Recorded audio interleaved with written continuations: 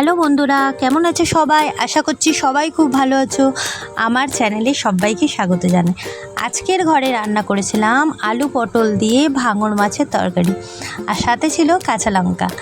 তো জাস্ট জমে যাবে। গরম ভাতে যদি এইভাবে রান্না করো বন্ধুরা, আলু পটল দিয়ে ভাঙর মাছের তরকারি। ভাঙর মাছটা প্রথমে নুন হলুদ মাখিয়ে রাখছি, ফ্রিজ খুলে দেখছি যে এই মাছগুলোই পড়ে আছে।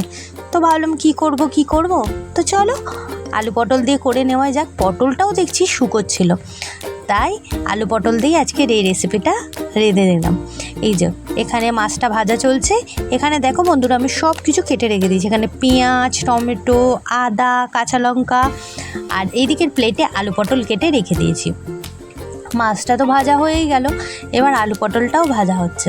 একসাথেই ভেজে নেব, আলাদা আলাদা করে ভেজে আর লাভ নেই। ওই একটু নুন হলুদ দিয়ে দেবো। এখানে ততক্ষণ একটু পেঁয়াজটা বেটে নিই, চলো।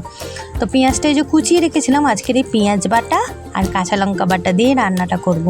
মশলাপাতিও দেবো, কিন্তু এর টেস্টটা না দিলে তো রান্নাটা ভালো হবে না, না? তাই আর কি। তো এখন ভালো করে একটু নাড়াচাড়া দিচ্ছি, মশলার সাথে কষিয়ে নিচ্ছি। আর এখানে আদা কাঁচা লঙ্কা বাটা দিয়ে দিলাম, একটু টমেটোও অ্যাড করলাম। মাছের তরকারি তো আমরা বাঙালিরা মানে মাছ ভাত হলে আর কিছু লাগে না, তাই না?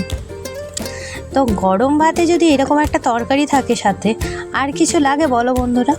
তো এখন দিয়ে দিলাম আদা আর কাঁচা লঙ্কা বাটা দিয়ে এখন ভালো করে এখন নাড়াচাড়া দিচ্ছি। এবার চলো প্রতিদিনের যা যা মশলাপাতিগুলো আছে সেগুলো এবার দিতে থাকি।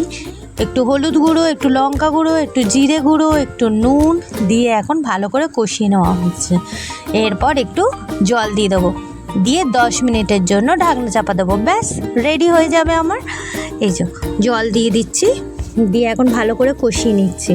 আর একটু জল দেবো, একটু যাতে আলুটা যাতে ডুবে ডুবে থাকে সেই বুঝে জলটা দেবো, বেশি দিয়ে দিলেও কিন্তু চলবে না। দিয়ে এখন ঢাকনা চাপা দিয়ে রেখেছি। এই যে ঢাকনাটা খুলে দেখছি 10 মিনিট পর যে না, তরকারিটা কিন্তু একটা স্মেল ছাড়ছে, বেশ ভালো গন্ধ ছাড়ছে বেশ।